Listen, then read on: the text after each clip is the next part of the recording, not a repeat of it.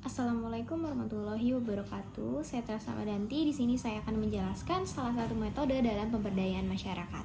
Nah, metode pemberdayaan yang akan saya bahas di sini adalah Focus Group Discussion atau biasa disingkat dengan FGD.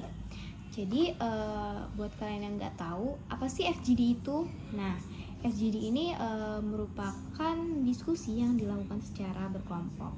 Seperti yang kita tahu, FGD ini berasal dari bahasa Inggris yang memiliki 3 suku kata, yaitu yang pertama fokus, yaitu fokus atau terarah, dan yang kedua itu group, yang artinya berkelompok, dan yang terakhir itu ada discussion, yaitu diskusi. Jadi apabila FGD ini diartikan itu bermakna diskusi kelompok terfokus atau diskusi kelompok terarah. Nah, menurut salah satu ahli, FGD ini dapat diartikan sebagai proses pengumpulan informasi suatu masalah yang sangat spesifik melalui diskusi kelompok. Nah, berdasarkan definisi tadi, apa sih tujuan dan manfaat dari focus group discussion ini?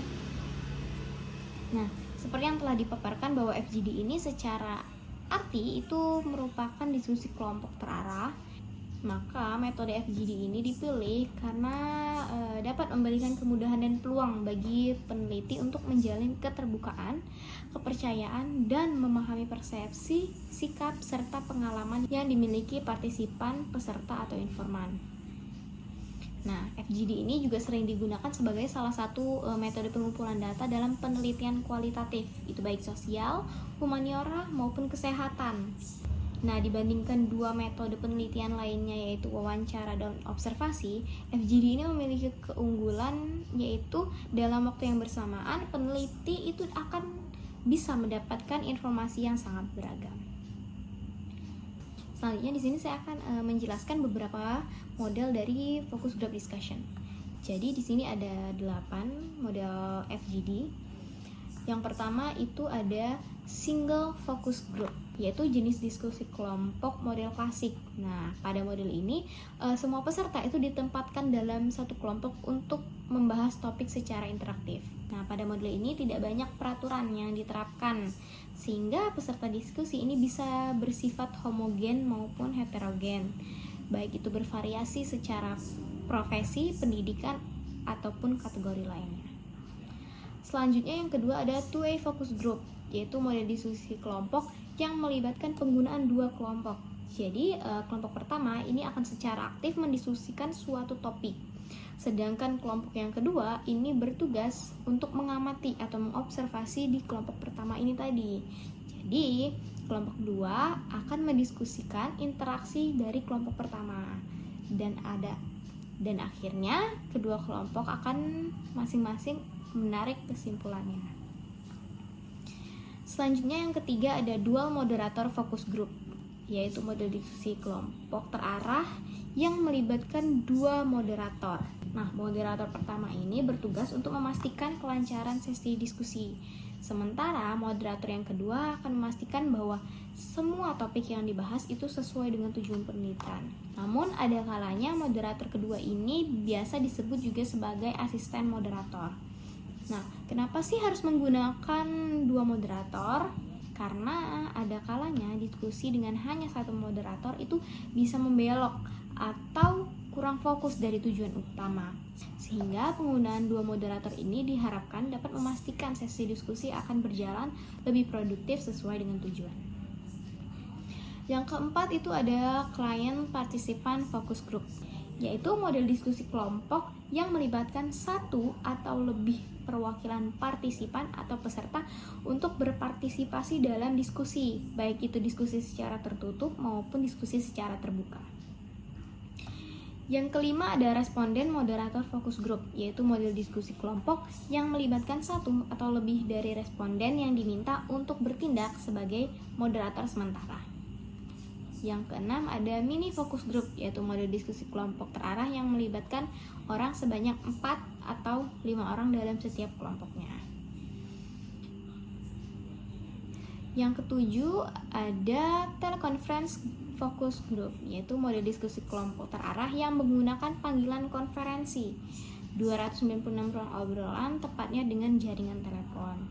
Jadi telekonferensi ini dilakukan jika secara geografis terbatas untuk mengumpulkan semua peserta dalam satu ruangan yang sama. Dan yang terakhir ada online focus group, yaitu model diskusi kelompok yang melibatkan semua orang yang berpartisipasi dapat berbagi informasi dan tanggapan melalui layar komputer atau gawai mereka dengan menggunakan jaringan internet. Nah, dari model-model yang saya jelaskan tadi, tentunya FGD ini masih memiliki beberapa kelebihan dan kekurangannya juga.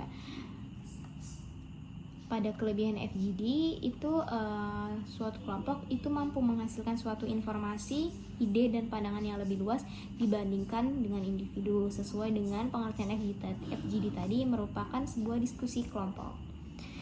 Yang kedua, ada jawaban yang didapat secara acak dari peserta dapat memacu reaksi berantai dan menghasilkan respon beragam yang sangat mungkin akan menghasilkan ide-ide baru.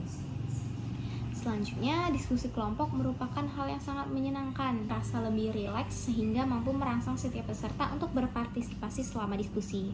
Jadi, individu akan merasa lebih nyaman untuk menyampaikan pikirannya. Dan yang terakhir, setiap peserta diskusi itu dapat menyampaikan pendapat atau sikap secara spontan dalam merespons setiap pertanyaan. Sedangkan untuk kekurangannya, FGD ini dapat dilakukan secara cepat dan murah. Oleh karena itu, tidak menutup kemungkinan bahwa FGD ini digunakan oleh pembuat keputusan untuk mendukung pendapat pembuat keputusan yang seakan-akan merupakan pendapat kelompok. Permasalahannya terletak pada seberapa jauh FGD dilakukan sesuai prinsip dan prosedur yang digunakan. Yang kedua, FGD ini memiliki keterbatasan apabila ingin memperoleh informasi yang lebih mendalam dari seorang individu. Hal ini disebabkan oleh keterbatasan waktu bagi setiap FGD untuk menyampaikan pendapatnya.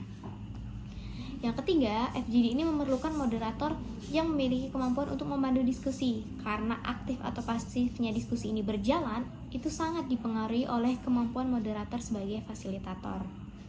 Dan yang terakhir, teknik FGD ini sangat mudah untuk dilaksanakan, akan tetapi sangat sulit untuk interpretasi datanya karena kemungkinan data yang didapat itu sangat beragam.